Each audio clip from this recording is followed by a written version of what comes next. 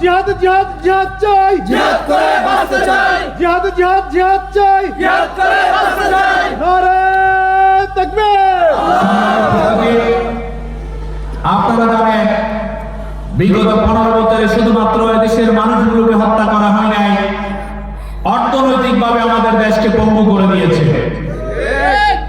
আমরা দেখেছি রাস্তার জন্য বাজেট এসেছে 1 কোটি টাকা, রাস্তায় খরচ করা হয়েছে 10 লক্ষ টাকা, বাকি 90 লক্ষ টাকা আওয়ামী লীগ, ছাত্রলীগ, যুবলীগের সন্ত্রাসীরা লুটপাট করে কানাডায় পাচার করেছিল। যে পদ্মা সেতু 10,000 টাকা দিয়ে হয়ে যাওয়ার, 10,000 কোটি টাকা দিয়ে হয়ে যাওয়ার কথা ছিল, সেই পদ্মা সেতুর বাজেট বাড়াতে বাড়াতে 30,000 কোটি টাকা পর্যন্ত তারা নিয়ে গিয়েছে। 10 টাকার কাজ 100 টাকা দিয়ে করলে সেটাকে উন্নয়ন বলে না, 10 টাকার কাজ 100 টাকা দিয়ে করলে সেটাকে লুটপাট বলে। সম্মানিত উপস্থিতি, আওয়ামী লীগ ওয়াদা করেছিল ঘরে ঘরে চাকরি দেবে, কিন্তু ওয়াদা ভঙ্গ করে শেখ হাসিনা 5 আগে সে রাষ্ট্র পর্যন্ত দেখা গিয়েছে ঘরে ঘরে চাকরি দেয় নাই, ঘরে ঘরে লাশ উপহার দিয়েছে।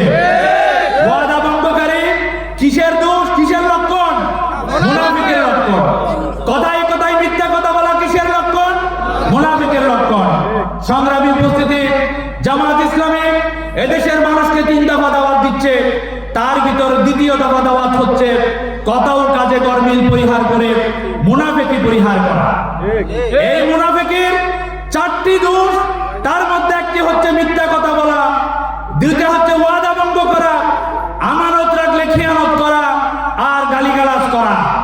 এই 4টা বৈশিষ্ট্য আওয়ামী লীগের মধ্যে পাওয়া যায়। অপরদিকে আল্লাহ রাব্বুল আলামিন পবিত্র কোরআনে মুমিনদের গুণাবলী বর্ণনা করতে গিয়ে বলেছেন, ওয়াল্লাযীনা হুম লিআমানাতিহিম ওয়া আহদিহিম রাউন। মুমিনদের গুণাবলী হচ্ছে তারা আমানত রক্ষা করবে, ওয়াদা রক্ষা করবে। জামাত ইসলামী যে ইসলামী কল্যাণ রাষ্ট্র গঠন করতে চায়, তার নমুনা আয়াতের মধ্যে রয়েছে। আমানতদারিতা, ওয়াদা রক্ষা করা কি জিনিস, সেটা পাওয়া যায় আল্লাহ রাসূলের সাহাবীদের মধ্যে। আমরা আমাদের আদর্শের মানদণ্ড হচ্ছে বিশ্বনবী মুহাম্মদুর রাসূলুল্লাহ সাল্লাল্লাহু তাআলা আলাইহি ওয়াসাল্লাম, আর আমাদের আদর্শের মানদণ্ড হচ্ছে আল্লাহ রাসূলের হাতে তৈরি করা আমানতদার সাহাবীগুলো, যারা আল্লাহ রাসূলের পরে আমানতদারিতার সহিত ইসলামী রাষ্ট্রে খেলাফতের দায়িত্ব পালন করেছেন। এরকম একজন সাহাবী হচ্ছে হযরত ওমর ইবনে আব্দুল আজিজ রাদিয়াল্লাহু তাআলা আনহু।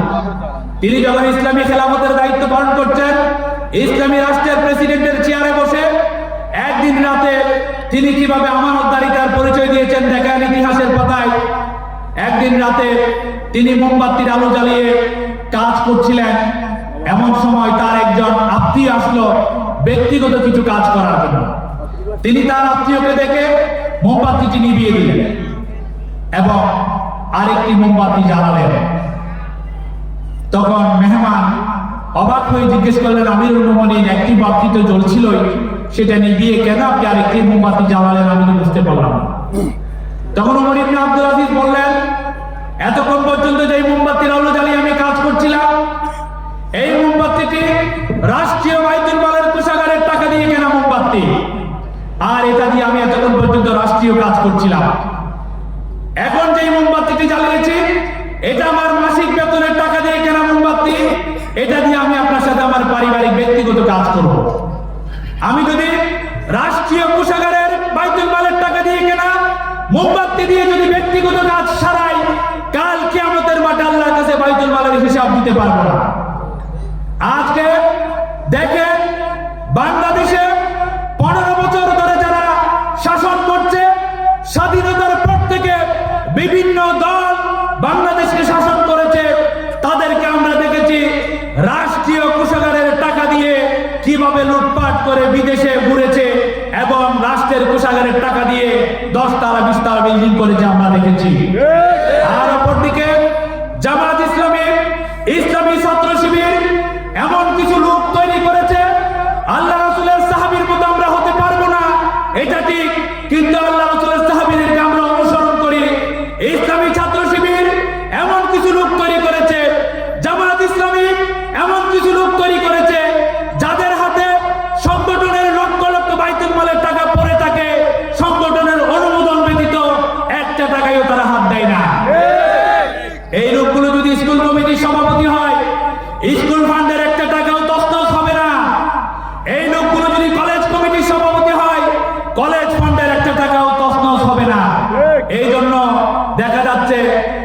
কমিটিতে জামাত ঢুকানো যাবে না। কেন যাবে না? জামাতের লোক যদি স্কুল কমিটির সভাপতি হয়, স্কুল ফান্ডের লক্ষ লক্ষ টাকা তছনছ করা যাবে না। জামাতের লোক যদি কলেজে ঢুকে, কলেজ কমিটিতে যদি কোনো রকমের সভাপতি সেক্রেটারি হয়ে যায়, কলেজের টাকা দিয়ে লুটপাট করা যাবে না। সংগ্রামী উপস্থিতি, আমরা স্পষ্ট করে জানিয়ে দিতে চাই, লুটপাটকারী জনগণের সম্পদ হরণকারীদেরকে আমরা আর জাতীয় সংসদে দেখতে চাই না।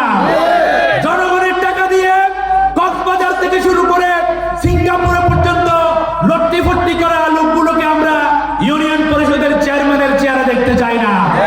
সংগ্রামী উপস্থিতি, তারা ভালো করে জানে জামাতের তৈরি করা লোকগুলো যদি চেয়ারম্যান হয়, জামাতের তৈরি করা লোকগুলো যদি মেম্বার হয়, তাহলে ইউনিয়ন পরিষদের টিনের টাকা চুরি করা যাবে না, গমের টাকা চুরি করা যাবে না, এবং রাতের অন্ধকারে পতিতায়নে আনন্দ ফুর্তি করা যাবে না। সংগ্রামী উপস্থিতি, বিগত 15 বছর আমরা দেখেছি নর্তকী নায়ক নায়িকারা সংসদে গিয়েছে, আর আলেম ওলামাদেরকে কারাগারে বন্দী রেখে ফাঁসি দিয়ে হত্যা করেছে। আমরা আর নর্তকী নায়িকাদেরকে সংসদে দেখতে চাই না, আমরা কোরআনের পক্ষের লোকদেরকে সংসদে দেখতে চাই। সংগ্রামী উপস্থিতি, আমরা লুটপাটকারী ইয়াবা ব্যবসায়ীদেরকে ইউনিয়ন পরিষদে দেখতে চাই না। আমরা চরিত্রবান যেই লোকগুলো ফজরের আযান হলে মসজিদে চলে আসে, যেই লোকগুলি আমার বিরুদ্ধে কথা বলে, যেই লোকগুলো দর্শনের বিরুদ্ধে কথা বলে, যেই লোকগুলো পৃথিবীর বিরুদ্ধে কথা বলে, তাদেরকে আগামী দিনে ইউনিয়ন পরিষদ এবং সংসদে দেখতে চাই। এই কাজটি হচ্ছে জামাত ইসলামের দ্বিতীয় দফা কাজ। এই কাজের কারণে তারা জামাত ইসলামের উপর নারাজ। কারণ ফেরাউনও জানতো